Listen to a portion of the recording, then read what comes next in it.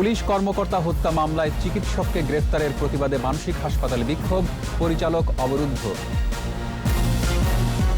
বাস পোড়ানোর মামলায় গয়েশ্বর ইশরাক সহ বিএনপির ১২০ নেতাকর্মীর আগাম জামিন।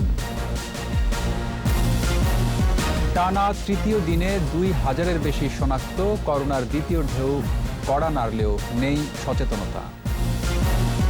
সরকারি নির্ধারণ করে দেবে বেসরকারি হাসপাতালের চিকিৎসা ফি, ভাগ করা হবে বিভিন্ন ক্যাটাগরিতে।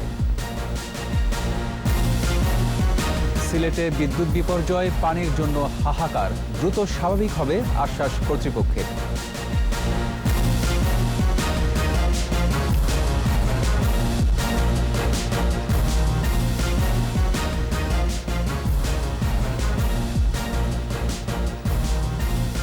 শুনছিলেন ফার্স্ট সিকিউরিটি ইসলামী ব্যাংক লিমিটেড সংবাদ শিরোনাম। আমন্ত্রণ জানাচ্ছি সন্ধ্যা ৭টার ২১ সংবাদে, সাথে আছি রক্তিম ত্রিপুরা। দর্শক, ২১ টেলিভিশনের সংবাদ একই সাথে সরাসরি দেখতে পাবেন আমাদের ফেসবুক পেজে www.facebook.com/2124 অনলাইনে। এছাড়া সংবাদে আরও থাকছে, ইরাক ও আফগানিস্তান থেকে সেনা প্রত্যাহারের পরিকল্পনা ঘোষণা, ক্ষমতা ছাড়ার আগেই বাস্তবায়ন চান ট্রাম্প।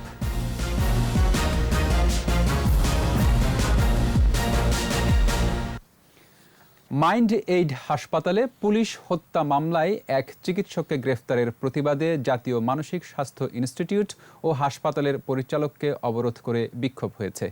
চিকিৎসক কর্মকর্তা কর্মচারীদের বিক্ষোভে দুপুর ১২টা পর্যন্ত চিকিৎসা সেবা বন্ধ থাকে। আন্দোলনকারীদের অভিযোগ, ডাক্তার মামুনকে অন্যায়ভাবে গ্রেফতার করা হয়েছে। বিস্তারিত আহমেদ বাবুর রিপোর্টে। পুলিশের সিনিয়র এএসপি আনিসুল করিম হত্যা মামলায় জাতীয় মানসিক স্বাস্থ্য ইনস্টিটিউট ও হাসপাতালের রেজিস্ট্রার ডাক্তার আব্দুল্লাহ আল মামুনকে গ্রেপ্তারের প্রতিবাদে বিক্ষোভ। চিকিৎসা সেবা বন্ধ করে দিয়ে হাসপাতালের পরিচালক বিধান রঞ্জন রায় পোদ্দারের কক্ষে তালা লাগিয়ে বিক্ষোভ করেন চিকিৎসক কর্মচারীরা। এ সময় ব্যাহত হয় চিকিৎসা সেবা। ঢাকার বাইরে থেকে আসা রোগীদের দীর্ঘক্ষণ অপেক্ষায় থাকতে হয়। আন্দোলনকারীদের অভিযোগ, ডাক্তার মামুনকে গ্রেপ্তারে আইন মানা হয়নি। গ্রেপ্তারের আগে ঊর্ধ্বতন কর্মকর্তাকে অবহিত করার দরকার ছিল। অবিলম্বে মামুনকে মুক্তি দেওয়ার দাবি জানান তারা। পুলিশ তার বিরুদ্ধে দুর্নীতির অভিযোগ পেয়ে থাকে, তার বিরুদ্ধে দুর্নীতির মামলা হতে পারে, অবশ্যই সেটা খুনের মামলা নয়। খারাপ কোনো কিছু আমরা কোনোদিন দেখিনি, এবং এই যে দালাল চক্রের সাথে জড়িত এই কথাটা আমরা তার মানতে পারছি না। সবাই মিলে আমরা তার পরিচালক মহোদয়কে আপনার তালাবদ্ধ করেন। তিনটা দাবির মধ্যে প্রথম কথা হচ্ছে গিয়ে ডক্টর মামুনকে যেই পন্থায় নিয়ে যাওয়া হয়েছে তার যথাযোগ্য আইনি ব্যাখ্যা প্রদান করতে হবে। আন্দোলনের সাথে একাত্মতা প্রকাশ করেছে চিকিৎসকদের সংগঠন বিএমএ। চিকিৎসক সমাজের উপর যদি কোনো অন্যায় হয়ে থাকে, বিএমএ অবশ্যই এ ব্যাপারে দেখবে এবং বিএমএ কঠোর অবস্থানে যাবে। যে চিকিৎসককে গ্রেপ্তার করা হয়েছে সম্পূর্ণ অন্যায়ভাবে গ্রেপ্তার করা হয়েছে, এই গ্রেপ্তারের তীব্র নিন্দা জানাই। হাসপাতালের পরিচালকের দাবি, ডাক্তার মামুন যেন সুবিচার পায়। আইন মোতাবেক ঊর্ধ্বতন কর্তৃপক্ষের সঙ্গে যোগাযোগ করে এটার একটা সুরাহা করার চেষ্টা করছি। উনি যেন সুবিচার পান, তার প্রতি যেন কোনো অন্যায় না হয়, যেন সত্যের ভিত্তিতে সব কিছু ঘটে। ওনাকে যেভাবে নেওয়া হয়েছে সেই প্রক্রিয়াটা আমি তো এখনও জানি না। পরে সুষ্ঠু সমাধানের আশ্বাসে অবরোধ তুলে নেন বিক্ষোভকারীরা। আহমদ বাবু, ২১ টেলিভিশন, ঢাকা। রাজধানীতে বাসে আগুন দেওয়ার মামলায় বিএনপির স্থায়ী কমিটির সদস্য গয়েশ্বর চন্দ্র রায় সহ ১২০ নেতাকর্মীকে আগাম জামিন দিয়েছে হাইকোর্ট। বিচারপতি হাবিবুল গনির নেতৃত্বাধীন দ্বৈত বেঞ্চ এ আদেশ দেন। আদেশের বিরুদ্ধে আলোচনার মাধ্যমে আপিলের সিদ্ধান্ত নেওয়া হবে বলে জানিয়েছেন রাষ্ট্রপক্ষের আইনজীবী। শাকেরা আরজুর রিপোর্ট। বুধবার বিচারপতি হাবিবুল গনির নেতৃত্বাধীন দ্বৈত বেঞ্চে জামিন নিতে হাজির হন বিএনপির ১৫০ শতাধিক নেতাকর্মী। রাজধানীতে বাসে আগুন দেওয়ার মামলায় বিএনপির ১৬টি জামিন আবেদনের শুনানি শেষে আগামী ৫ই জানুয়ারি পর্যন্ত ১২০ জনকে জামিন দেন হাইকোর্ট। পরে তাদের নিম্ন আদালতে আত্মসমর্পণ করতে বলা হয়েছে। চিফ মেট্রোপলিটন ম্যাজিস্ট্রেট আদালতে ওনাদেরকে জামিননামা দাখিল করতে হবে, যেটা হচ্ছে আইনের শর্ত, এবং এই সময়ের পরে প্রত্যেককে ঢাকার মেট্রোপলিটন সেশন জাজ অর্থাৎ মহানগর দায়রা জজে সারেন্ডার করতে হবে। তবে আদেশের বিরুদ্ধে এখনো আপিলের সিদ্ধান্ত হয়নি বলে জানান রাষ্ট্রপক্ষের আইনজীবী। অনেক সরকারি সম্পত্তি, সরকারি বাস বেসরকারি অনেক গাড়ি ভাঙচুর হয়েছে, অনেক অগ্নিসংযোগ হয়েছে, অনেক বোমা নিক্ষেপ হয়েছে, অনেক ধরনের বেআইনি কার্যক্রম হয়েছে। সেই জন্য আমরা সিরিয়াসলি ব্যাপারটাকে অপোজ করেছি। এই জামিনের বিরুদ্ধে আমরা আপিল করব কিনা সে ব্যাপারে আমরা আপনাদেরকে পরে জানাবো। গত 12ই অক্টোবর ঢাকা 18 আসনের উপনির্বাচনের দিন রাজধানীর বিভিন্ন এলাকায় অন্তত 10টি বাসে আগুন দেওয়ার ঘটনা ঘটে। এ ঘটনায় রাজধানীর বিভিন্ন থানায় 14টিরও বেশি মামলা দায়ের হয়। এরপর সিসিটিভি পর্যবেক্ষণ ও গোয়েন্দা তথ্যের ভিত্তিতে অভিযান চালিয়ে বেশ কয়েকজনকে গ্রেফতার করে পুলিশ। শাকেরা আরজু, 21 টেলিভিশন, ঢাকা। টানা তৃতীয় দিনেও 2000 ছাড়ালো কোভিড-19 রোগীর সংখ্যা। 24 ঘন্টায় নতুন করে শনাক্ত হয়েছে 2111 জন। স্বাস্থ্য অধিদপ্তরের সংবাদ বিজ্ঞপ্তি বলছে 256তম দিনে 117টি ল্যাবে করোনা পরীক্ষা হয়েছে 16,469 জনের। মোট আক্রান্ত 4,38,795। কোভিড-19-এ 24 ঘন্টায় দেশে আরও 21 জনের মৃত্যু হয়েছে। ঢাকা বিভাগেই মারা গেছে 13 জন। মোট মৃত্যু 6,275। নতুন 1,893 জন সহ সুস্থ হয়েছে 3,54,788। প্রতি 10 লাখে শনাক্ত 2,576.50। মৃত্যু 36.85। প্রতি 10 লাখে সুস্থতার সংখ্যা 2,083.23। এ পর্যন্ত করোনা পরীক্ষা হয়েছে 25,89,421 জনের। করোনার দ্বিতীয় ঢেউ কড়া নাড়লেও এখনো অভাব সচেতনতার। সংক্রমণ প্রতিরোধে বারবারই মাস্ক পরার কথা বলা হলেও শুনছেন না অনেকেই। নো মাস্ক নো সার্ভিস ঘোষণা করা হলেও মাস্ক ছাড়া গণপরিবহনে ওঠার দৃশ্য ধরা পড়েছে 21-এর ক্যামেরায়। দোকানগুলোতে অনেক দোকানি যেমন মাস্ক পরছেন না, আবার ক্রেতারও আছে গা ছাড়া ভাব। মেহেদী হাসানের রিপোর্ট। ইউরোপের অনেক দেশেই করোনার দ্বিতীয় ঢেউ। এরই মধ্যে লকডাউনেও গেছে বেশ কয়েকটি দেশ। বাংলাদেশেও সংক্রমণের দ্বিতীয় ঢেউর আশঙ্কা করছেন জনস্বাস্থ্যবিদরা। সরকারও আশঙ্কা করছে শীতে করোনা বাড়তে পারে। এ অবস্থায় প্রতিরোধের একমাত্র উপায় মাস্ক পরা। এরই মধ্যে নো মাস্ক নো সার্ভিস নীতি ঘোষণাও করা হয়েছে। তারপরও গাছছাড়া ভাব। রাজধানীর গণপরিবহনে অনেকেই উঠছেন মাস্ক ছাড়া। কেউ কেউ মাস্ক পরে বাসে উঠেই একটানে খুলে ফেলছেন। মাস্ক সবই আছে, আমরা ইউজ করি। তো গরম লাগে, তো গরমে ঘামিয়ে দেয়, এই জন্য আর কি মাস্কটা পরা হয় না। জি স্যার, মাস্ক না, বাসে ওঠার পরে মাস্কটা রাখছিলাম ব্যাগের মধ্যে আর কি। পরিবহন শ্রমিকরা বলছেন মাস্ক শতভাগ নিশ্চিত করার চেষ্টা করলেও দু একজন বাসে উঠে মাস্ক খুলে ফেলেন। উঠলে মাস্ক পরতে বলি, একজন আবার একটু মানা করি, তো আবার মাস্ক কিনেও দিই মাঝে মাঝে। গাড়িতে হকারেরা ওঠে ওই সময় 2-1 ঘন্টা থাকে যায়, আর মানে না কি করবো বলে। ফুটপাতের দোকান ও বিপণী বিতানগুলির চিত্র একই রকম। অনেক দোকানই মাস্ক পরেন না, ক্রেতারাও যেন থোড়াই কেয়ার।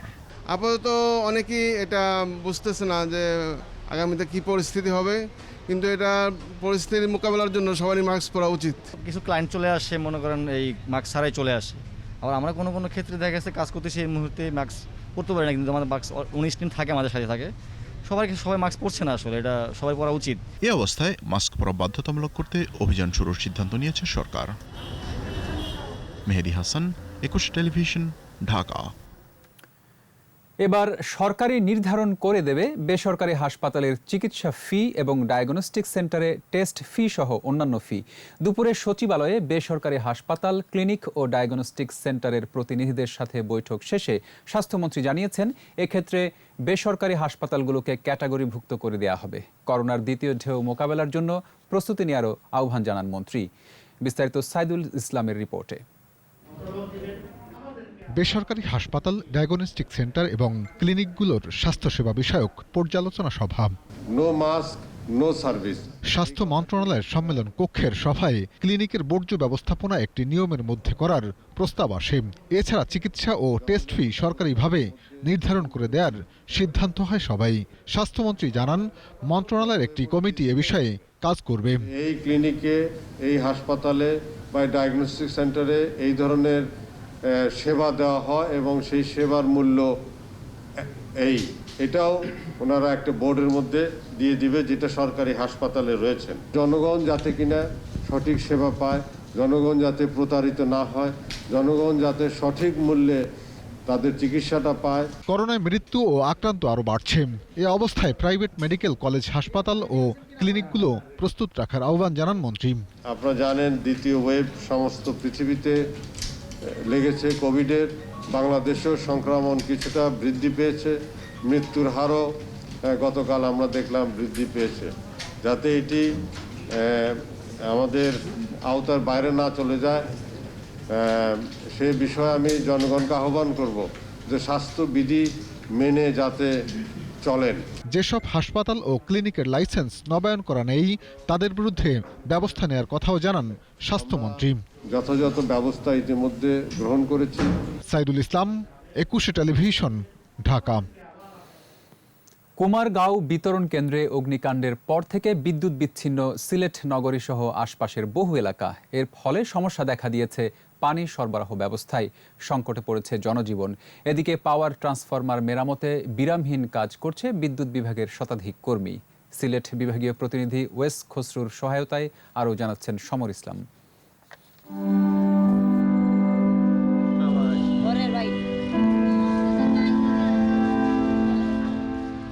বিদ্যুৎ না থাকায় পানির জন্য হাহাকার সিলেট মহানগর এলাকায়।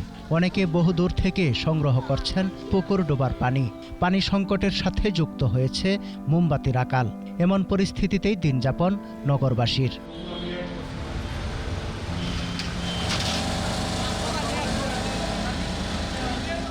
পানির সমস্যার কারণে মানুষ হাহাকার করে এবং মোবাইলের নেটওয়ার্ক নাই, সব দিকে আমরা বিচ্ছিন্ন হয়ে গেছি। আমরা খাওয়ার পানি নাই, কিছু এখন বালতি গিয়ে আহল নিচে আনবো আর নদী থেকে গিয়ে আনতে হইব আর কি, বাথরুমের খরচের পানি। আমরা সব মতন অসুবিধা, টয়লেট ব্যবহার করতে পারতাছি না পানির জন্য। এদিকে প্রকৌশলীদের তদারকিতে পাওয়ার ট্রান্সফরমার মেরামতে নিরলস কাজ করছেন কর্মীরা। বিদ্যুৎ সরবরাহ স্বাভাবিক হতে সময় লাগবে বলে জানিয়েছেন কর্মকর্তারা। সর্বাত্মক চেষ্টা করতেছি। কালকে সারা রাত আমরা এখানে ছিলাম, সাইডে ছিলাম, আমি নিজে ছিলাম। তো আমরা আশা করতেছি যত দ্রুত সম্ভব আমরা বিদ্যুৎ দেওয়ার চেষ্টা করব। অন্যদিকে আগুনের ঘটনা তদন্তে গঠিত কমিটি কাজ শুরু করেছে। 3 দিনের মধ্যে কমিটিকে প্রতিবেদন দাখিলের নির্দেশ দেওয়া হয়েছে বলে জানান বিদ্যুৎ কর্মকর্তারা। সোমবার সকালে জাতীয় গ্রিডের সঞ্চালন কেন্দ্রে আগুন লাগে। দুপুরে আগুন নিয়ন্ত্রণে আসলেও পুড়ে যায় কয়েকটি ট্রান্সফরমার। সেই থেকে বিদ্যুৎ বিচ্ছিন্ন সিলেট মহানগর সহ আশপাশের এলাকা। সমর ইসলাম, একুশে টেলিভিশন। ইরাক এবং আফগানিস্তান থেকে সেনা প্রত্যাহারের পরিকল্পনা ঘোষণা করলেন মার্কিন প্রেসিডেন্ট ডোনাল্ড ট্রাম্প। মার্কিন প্রতিরক্ষা দপ্তর পেন্টাগন জানায় দ্রুত এ বিষয়ে কাজ শুরু হতে যাচ্ছে। নতুন সরকার ক্ষমতায় আসার আগেই তা সম্পন্ন করা হবে বলে জানা গেছে। এদিকে ট্রাম্পের এমন পরিকল্পনাকে ভুল বলে মনে করছেন খোদ রিপাবলিকান নেতারা। আরও জানাচ্ছেন আজহারুল ইসলাম। বিদায়ের আগে ইরাক ও আফগানিস্তান থেকে আরও মার্কিন সেনা প্রত্যাহার করতে যাচ্ছেন প্রেসিডেন্ট ডোনাল্ড ট্রাম্প। মার্কিন প্রতিরক্ষা দপ্তর পেন্টাগন জানায় ট্রাম্প আফগানিস্তানে থাকা মার্কিন সেনা সংখ্যা ৪৫০০ থেকে কমিয়ে ২৫০০-এ নিয়ে আসতে যাচ্ছেন। পাশাপাশি ইরাকে থাকা ৩০০০ মার্কিন সেনা থেকে ৫০০ কমিয়ে দেশটির ২৫০০ মার্কিন সেনা রাখার সিদ্ধান্ত নিয়েছেন। নতুন প্রেসিডেন্টের শপথ গ্রহণের আগেই এসব সেনা প্রত্যাহার সম্পন্ন হবে বলে জানিয়েছে সংস্থাটি। যদিও আগে থেকেই ট্রাম্প বলে এসেছেন এ বছরের ক্রিসমাসের আগেই সব সেনা দেশে ফিরিয়ে নিতে চান তিনি। এ ঘটনায় ভারপ্রাপ্ত মার্কিন প্রতিরক্ষা মন্ত্রী ক্রিস মিলার জানান, আফগানিস্তান এবং ইরাক যুদ্ধের সমাপ্তির পাশাপাশি সেনাদের ফিরিয়ে আনার বিষয়ে ট্রাম্পের নীতির প্রতিফলন হবে। তবে ট্রাম্পের এ সিদ্ধান্তে উদ্বেগ প্রকাশ করেছেন প্রবীণ রিপাবলিকান নেতারা। সেনা প্রত্যাহার করে ট্রাম্প ভুল করছেন বলে মন্তব্য করেছেন রিপাবলিকান সিনেট নেতা মিচ ম্যাককনেল। আজহারুল ইসলাম, একুশে টেলিভিশন। দেশের রাজনীতিতে নৈরাজ্য, হত্যা আর সন্ত্রাসের আমদানি ও চর্চা বিএনপি জন্মলগ্ন থেকেই করে আসছে বলেছেন আওয়ামী লীগের সাধারণ সম্পাদক ওবায়দুল কাদের। সরকারি বাসভবনে ব্রিফিংয়ে একথা বলেন তিনি। আসলে হতাশার ব্যর্থতা বিএনপির রাজনীতি এতটাই ভর করেছে যে তারা এখন আর মিথ্যাচার ছাড়া স্বাভাবিক কিছু বলতে পারছে না। প্রকৃতপক্ষে দেশের স্বাধীনতা নয়, অপরাজনীতির জন্য বিএনপি রাজনৈতিক ভবিষ্যৎ বিপন্ন। তাই তারা আবোল তাবোল বকছে। দিনরাত দেশে বিদেশে তাদের গোপন মিটিং, সন্ত্রাসী কার্যক্রমে ইন্ধন। তারা সরকারের বিরোধিতা করতে গিয়ে দেশের ভাবমূর্তি নষ্ট করছে। মাওলানা আব্দুল হামিদ খান ভাসানী সবসময় শোষিতের পক্ষে কথা বলতেন, গণতন্ত্র প্রতিষ্ঠায় সবসময় কাজ করে গেছেন। মাওলানা আব্দুল হামিদ খান ভাসানীর ৪৪তম মৃত্যুবার্ষিকী উপলক্ষে ভার্চুয়াল আলোচনায় এ কথা বলেন বিএনপির মহাসচিব মির্জা ফখরুল ইসলাম আলমগীর। তিনি সমাজকে বদলে দিতে চেয়েছিলেন, তিনি একেবারে শোষিত মানুষের পক্ষে কথা বলেছেন। আর সেই জন্যই যারা সমাজে বিত্তশালী, যারা সমাজে প্রভাবশালী, যারা বৃত্তের পাহাড় গড়ে তোলে, তারা কখনোই মৌলানাকে ভালো চোখে দেখেননি। আর সেই কারণেই সাম্রাজ্যবাদের যারা পূজারী, তারা তাকে বলেছেন prophet of violence. BNP chairperson Khaleda Zia সহ অন্যান্য আসামির বিরুদ্ধে গ্যাটকো দুর্নীতি মামলায় অভিযোগ গঠনের শুনানির দিন আবার পেছালো। পরবর্তী শুনানির জন্য আগামী ২২ ডিসেম্বর দিন ধার্য করেছেন আদালত।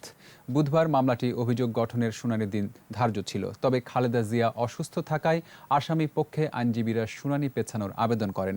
পরে কেন্দ্রীয় কারাগারে স্থাপিত ঢাকার বিশেষ আদালতের ভারপ্রাপ্ত বিচারক নজরুল ইসলাম আবেদন মঞ্জুর করে নতুন এই দিন ধার্য করেন।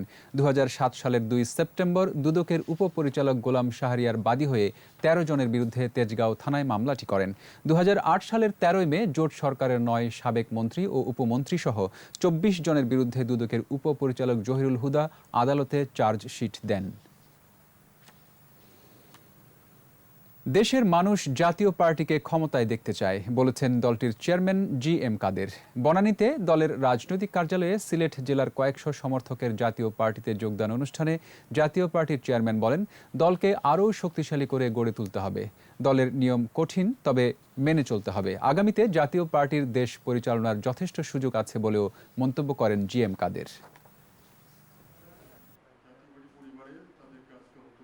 এটা আমি তো কঠোরভাবে এই জিনিসটাকে আমি পালন করব, যেহেতু আমার শৃঙ্খলা দরকার। সামনের দিকে যেহেতু সুদিন সম্ভাবনা আছে এবং মানুষেও চাচ্ছে, কাজে আমরা তা মানুষের প্রত্যাশা পূরণে এবং আমরা এই যে একটা বড় পরিবেশ সৃষ্টি হচ্ছে সেটাকে আমরা কাজে লাগাতে চাই।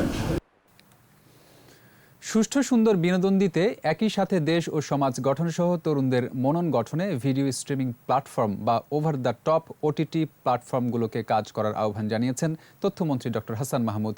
সচিবালয়ে তথ্য মন্ত্রণালয়ের সভাকক্ষে অনলাইন প্ল্যাটফর্ম নিয়ে কাজ করা বেসরকারি উদ্যোক্তাদের সাথে আলোচনা শেষে মন্ত্রী বলেন, ওটিটি প্ল্যাটফর্মকে নীতিমালার মধ্যে আনতে কমিটি গঠনসহ বিভিন্ন কার্যক্রম নেওয়া হয়েছে।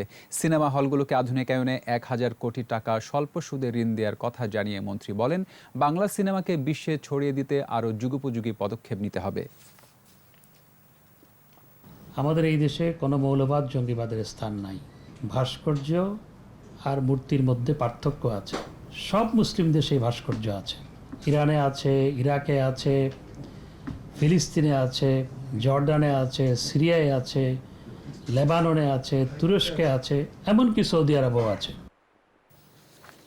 ফেসবুকের নাম দিয়ে বাংলাদেশে নকল ডোমেইন বন্ধ করতে আইনি লড়াই করবে ফেসবুক। ক্ষতিপূরণ চাওয়া হবে $৫০,০০০।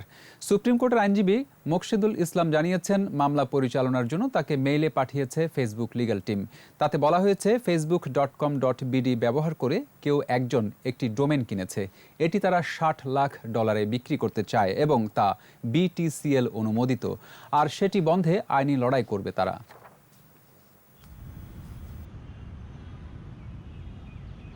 বাংলাদেশের কর্তৃপক্ষ তারাই এটা সাবধানতা হওয়া উচিত ছিল আমি মনে করি, কারণ তাদেরও জানা আছে যে এটা একটা স্বনামধন্য নাম, এবং আমার মনে হয় যে তারা না বুঝেই বোধহয় এই ডোমেইনটা তাদেরকে দিয়েছে, এবং আমরা বারবার বলার পরেও এই ডোমেইনটা তারা বন্ধ করেনি, তাই আমাদের কোর্টের আশ্রয় নিতে হচ্ছে। টিউশন ফি ছাড়া অন্য খাতে স্কুল কলেজগুলো টাকা নিতে পারবে না, জানিয়েছে মাধ্যমিক ও উচ্চ শিক্ষা অধিদপ্তর মাউসি। করোনার কারণে গত 18 মার্চ থেকে দেশের সকল শিক্ষা প্রতিষ্ঠান বন্ধ। এ অবস্থায় টিউশন ফি নিয়ে অভিভাবকরাও আর্থিক ক্ষতির সম্মুখীন হয়েছেন, ফলে তাদের পক্ষে টিউশন ফি দেওয়া সম্ভব নয় বলে অভিযোগ করেছেন তারা। অন্যদিকে শিক্ষা প্রতিষ্ঠানগুলো বলছে, প্রতিষ্ঠান বন্ধ থাকলেও বেতন ও রক্ষণাবেক্ষণ খাতে প্রতি মাসে তাদের একটি নির্দিষ্ট পরিমাণ অর্থ ব্যয় করতে হয়। এ অবস্থায় শিক্ষা প্রতিষ্ঠান এবং অভিভাবকদের কথা চিন্তা করে মাউসি এমন সিদ্ধান্ত নিয়েছে। বিমান বাহিনীর আধুনিকায়ন ও সক্ষমতা বাড়ানোর জন্য কাজ করা হচ্ছে বলে জানালেন বাহিনীর প্রধান air chief marshal Mashihuzzaman Serniabat. বাহিনীর বিভিন্ন ইউনিট ও স্কোয়াড্রনকে বিমান বাহিনীর পতাকা প্রদান অনুষ্ঠানে তিনি কথা বলেন এভিয়েশন শিল্পে উন্নয়নে উদ্যোক্তাদের এগিয়ে আসতে হবে। বিমান বাহিনীকে প্রযুক্তি নির্ভর বাহিনী হিসেবে গড়ে তোলার জন্য কাজ করা হচ্ছে বলেও জানান তিনি। এর আগে প্যারেড গ্রাউন্ডে পৌঁছালে তাকে স্বাগত জানান ঘাঁটি বাসারের অধিনায়ক air vice marshal Mohammad Nazrul Islam. পরে তিনি মনোজ্ঞ কুচকাওয়াজ প্রত্যক্ষ করেন।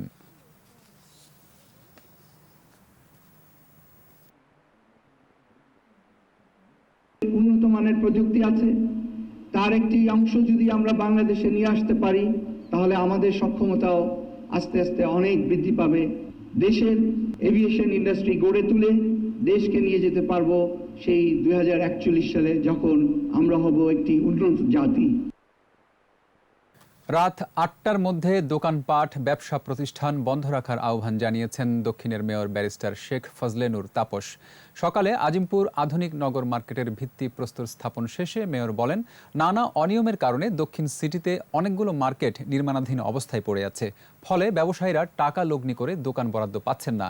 এদিকে দক্ষিণ সিটির প্রতিটি ওয়ার্ডে একটি করে গণশৌচাগার নির্মাণের পরিকল্পনার কথা জানিয়েছেন মেয়র তাপস। তবে জনসংখ্যা বেশি আছে এমন ওয়ার্ডগুলোতে একাধিক গণশৌচাগার নির্মাণ করা হবে বলেও জানান তিনি। বিভিন্ন মার্কেট, বিভিন্ন অবকাঠামো উন্নয়নে দীর্ঘসূত্রিতা রয়েছে, এই জন্য আমরা এগুলো বিশেষ নজর দিচ্ছি। আমরা প্রত্যেকটা মার্কেটে ইনশাআল্লাহ নির্দিষ্ট সময়ের মধ্যে আমরা সম্পন্ন করে ক্ষতিগ্রস্ত দোকান মালিকদের হাতে ইনশাআল্লাহ আমরা বুঝিয়ে দেব। চট্টগ্রামে কৌশল পাল্টেছে ছিনতাইকারীরা। এতদিন পুরুষরা এ কাজ করলেও এখন জড়িয়ে পড়ছে নারী। গত ৬ মাসে তাদের হাতে ছিনতাইয়ের শিকার হয়েছে অর্ধশত মানুষ। গত ২৪ ঘন্টায় নগরীতে ৩টি চক্রের ১৩ জনকে আটকের পর এসব তথ্য উঠে আসে। সে সময় তাদের কাছ থেকে ২৪টি মোবাইল সহ ধারালো অস্ত্র উদ্ধার করা হয়। রিপোর্ট করছেন শিউলি শবনম। গত ১৬ নভেম্বর সন্ধ্যায় নগরীর রহমতগঞ্জ এলাকায় অরবিন্দু দত্ত নামে একজন ছিনতাইকারীর ছুরিকাঘাতে গুরুতর আহত হয়ে হাসপাতালে ভর্তি হয়। সিসিটিভির ফুটেজে দেখা যায় ছিনতাইকারী দলের এক নারী ও পুরুষ যারা অটোরিকশা থেকে নেমে ওই ব্যক্তিকে ধারালো অস্ত্র দিয়ে আঘাতের পর মোবাইল নিয়ে পালিয়ে যায়। এই ঘটনা তদন্ত করতে গিয়ে ৩টি সংঘবদ্ধ ছিনতাইকারী চক্রের ১৩ জনকে আটক করে কোতোয়ালি থানা পুলিশ। এদের মধ্যে কেউ প্রেমিক প্রেমিকা কিংবা স্বামী স্ত্রী সেজে ছিনতাই কাজ চালিয়ে যাচ্ছিলেন। ছিনতাইকালে বিপদ এড়াতে অথবা বিশেষ সুবিধা নেওয়ার উদ্দেশ্যে ছিনতাই কাজে নারীদের যুক্ত করার প্রবণতা বলে ধারণা পুলিশের। লোনলি চলাফেরা করে সাধারণত নির্জন এলাকায় তারা তাদেরকে টার্গেট করে, তখন তারা তার সামনে গিয়ে দাঁড়াবে, মোবাইলটা চাইবে, যদি না দেয় তখন সেক্ষেত্রে তাকে চাকু দিয়ে আঘাত করে মোবাইল নিয়ে পালিয়ে যাবে। নিপাকে অ্যারেস্ট করেছি। সে প্রথম তার মামা সাগরের সঙ্গে সে অনেকগুলো এইভাবে ছিনতাই করেছে। তার হাজব্যান্ড যে শাহ আলম, সেও একজন ছিনতাইকারী, অস্ত্রধারী সন্ত্রাসী, তার বিরুদ্ধে আছে। মূলত শপিংয়ে আসা নারী ও রাস্তায় একা চলাচল করা পথচারীদের টার্গেট করে তারা ছিনতাই কাজ চালায়। ছুরি কিংবা চাকু দিয়ে আঘাত করে ছিনিয়ে নেয় মোবাইল, টাকা পয়সা সহ মূল্যবান জিনিসপত্র। গত ৬ মাসে নগরীতে এমন ছিনতাইয়ের কবলে পড়ে মূল্যবান সামগ্রী হারিয়েছেন অন্তত অর্ধশত মানুষ। গ্রেপ্তার হওয়াদের মধ্যে রয়েছে ৫ সদস্যের একটি কিশোর গ্যাং। তাদের আশ্রয় প্রশ্রয়দাতা সহ কিশোর গ্যাং নির্মূলে তৎপর রয়েছে আইন শৃঙ্খলা রক্ষাকারী বাহিনী। যারা কিশোর গ্যাং, যারা বিভিন্ন পাড়া মহল্লায় পাবলিক নুইসেন্স করে, আধিপত্য বিস্তার করে, আমরা 3ভাবে কাজ করছি। আইনগত ব্যবস্থা গ্রহণ, তাদের সঙ্গে অন টু অন কথা বলা এবং তাদের গার্ডিয়ানের সাথেও কথা বলা। আমরা তাদেরকে যদি রিমান্ডে নিয়ে আসি বা আরও যদি জিজ্ঞাসাবাদ করতে পারি, তাহলে আরও তাদের সাথে কারা জড়িত, তাদের উপরে আরও কেউ আশ্রয় প্রশ্রয়দাতা আছে কিনা, আমরা সেই ব্যাপারে বিস্তারিত আমরা জেনে আইনি পদক্ষেপ নিয়ে যা যা প্রয়োজন আমরা সেই আইনি পদক্ষেপ নিব। আটককৃতদের বিরুদ্ধে নগরীর কোতোয়ালি থানায় মামলা দায়ের করা হয়েছে। শিউলি শবনম, একুশে টেলিভিশন, চট্টগ্রাম। অযৌক্তিক আচরণ করছে দেশের পুঁজিবাজার। ভালো মুনাফা দেয়া সত্ত্বেও বেশিরভাগ শক্তিশালী ও বড় মূলধনী কোম্পানি শেয়ারের দাম পড়ছে। অন্যদিকে দুর্বল ও স্বল্প মূলধনী শেয়ারের দাম বাড়ছে লাগামহীনভাবে। লেনদেনের গতি, প্রকৃতি ও দর ওঠানামার এই চিত্রকে অসঙ্গতিপূর্ণ মনে করছেন বিশ্লেষকরা। তাদের আশঙ্কা, এমন পরিস্থিতির পেছনে কাজ করছে জুয়ারি চক্র। মেহেদি হাসানের রিপোর্ট। ব্যবসা সফল প্রতিষ্ঠান, দক্ষ ব্যবস্থাপনা কর্তৃপক্ষ, সাথে কয়েক বছরে ভালো মুনাফা দেওয়ার ধারাবাহিকতা। পুঁজিবাজারে বিনিয়োগের ক্ষেত্রে সাধারণত এই বিষয়গুলি বিবেচনা নেওয়ার পরামর্শ দিয়ে থাকেন বিশ্লেষকরা। তবে দেশের পুঁজিবাজারে বিনিয়োগের ক্ষেত্রে এসব পরামর্শ কাজে আসছে না। বাড়ছে মন্দ শেয়ারের দাম। কখনো একটি দুটি খাতেই আটকে আছে লেনদেন। বিশ্লেষকরা বলছেন এটি কোনো স্বাভাবিক পুঁজিবাজারের বৈশিষ্ট্য নয়। ধারাবাহিকভাবেই বিনিয়োগকারীদের ভালো মুনাফা দিয়ে আসছে বেশ কিছু কোম্পানি। তিতাস গ্যাস, সামিট পাওয়ার, Uttara bank, power grid, Acme laboratories, Padma অয়েলের মতো ভালো মৌলভিত্তির প্রতিষ্ঠানের শেয়ারের ক্রেতাই মিলছে না। পরে আছে বিএসইসির বেঁধে দেওয়া সর্বনিম্ন দরের আশেপাশে। অন্যদিকে তুলনামূলক কম মুনাফা দিয়েও 1 বছরের ব্যবধানে Paramount insurance, Continental insurance, Asia insurance, GQ বলপেনের মতো কিছু শেয়ারের দাম বেড়েছে 650% পর্যন্ত। কোনো ধরনের লভ্যাংশ না দেওয়ার পরও কিছু মিউচুয়াল ফান্ডের মূল্য 1 মাসেই বেড়েছে দ্বিগুণ বা তারও বেশি। বিশেষজ্ঞরা বলছেন ছোট প্রতিষ্ঠানের শেয়ার নিয়ন্ত্রণে নিয়ে খুব সহজেই কারসাজি করতে পারে জুয়ারি চক্র। পুরো মার্কেটটা কিন্তু জুয়ারিদের হাতে। এই জুয়ারিরা কখনো ইন্স্যুরেন্স কোম্পানিতে ঢুকতেছে, কখনো মিউচুয়াল ফান্ডে ঢুকতেছে, আল্লাহ জানে সামনে তারা কোন দিকে ঢুকে। তো যে বাজারে টোটাল টার্নওভারের প্রায় 80% জুয়ার মাধ্যমে হয়, সেই বাজারে তো মৌলভিত্তিক কোনো দাম হবেই না। কারসাজি বন্ধ করে বাজারকে স্বাভাবিক আচরণে ফেরাতে কঠোর নজরদারির পরামর্শ এই বিশেষজ্ঞের। রেগুলেটরি পারে ওই সেটা ইনসাইডার ট্রেডিং আছে সে ইত্যাদি কোনোটা সাসপেনশন, এটা কিন্তু that is not the good solution. Good solution হচ্ছে মানুষের সামনে আরও ভালো ভালো কোম্পানি মানে শেয়ার যোগান দেওয়া। নিয়ন্ত্রক সংস্থা বিএসইসির পাশাপাশি স্টক এক্সচেঞ্জগুলোরও দায়িত্ব আছে কারসাজি ঠেকাতে। তবে বিনিয়োগকারীদের আরও সচেতন হওয়ার তাগিদ ঢাকা স্টক এক্সচেঞ্জের। আমরা কর্পোরেট গভর্নেন্স কথা বলি, কিন্তু অ্যাপ্লাই করি না, আমরা রুলস অ্যাপ্লাই করি না আমরা। তো এই আইন প্রয়োগগুলো হচ্ছে এখন একটু আস্তে আস্তে গ্রাজুয়ালি, একদিনে রাতারাতি তো সম্ভব না। আমি মনে হয় এটা ভিজিবল একটা মানে আগামী 6 মাস 1 বছরের মধ্যে এইটার একটা রেজাল্ট চলে আসবে। এদিকে ইনসাইডার ট্রেডিংয়ের মাধ্যমে শেয়ার কারসাজি ঠেকাতে তালিকাভুক্ত কোম্পানির শীর্ষ কর্মকর্তা, পরিচালক সহ সংশ্লিষ্টদের ডাটাবেস তৈরির উদ্যোগ নিয়েছে বিএসইসি। মেহেদি হাসান, 21 টেলিভিশন, ঢাকা। এবার সোশ্যাল ইসলামী ব্যাংক লিমিটেড বাণিজ্য সংবাদ।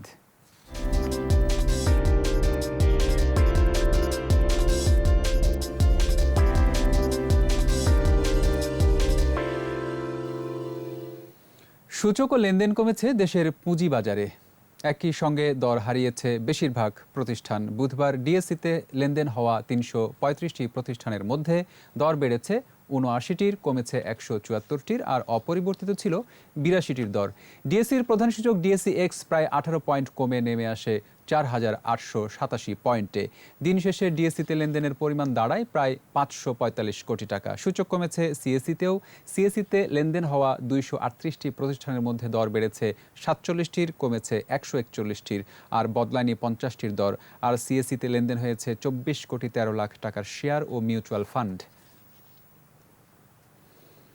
আর এরই সাথে শেষ করছি সন্ধ্যা 7টার 21 সংবাদ। যাবার আগে ফার্স্ট সিকিউরিটি ইসলামী ব্যাংক লিমিটেড সংবাদ শিরোনামগুলো আরও একবার।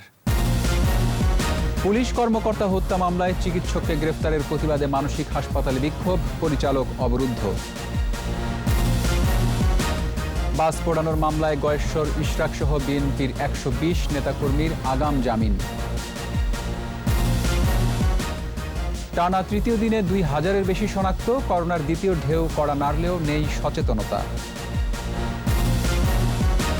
সরকারি নির্ধারণ করে দেবে বেসরকারি হাসপাতালের চিকিৎসা ফি, ভাগ করা হবে বিভিন্ন ক্যাটাগরিতে।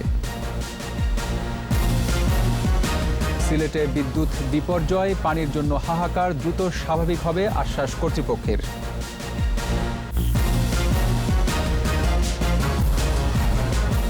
সর্বশেষ খবর জানতে ডায়াল করুন 2021 নম্বরে, আর ভিজিট করুন 21-tv.com ওয়েবসাইটে। এছাড়া ফেসবুকে লগ ইন করতে পারেন facebook.com/2124 অনলাইনে। পরের সংবাদ রাত 9টায় দেখার আমন্ত্রণ রইল। স্বাস্থ্যবিধি মেনে চলুন, সুস্থ থাকুন।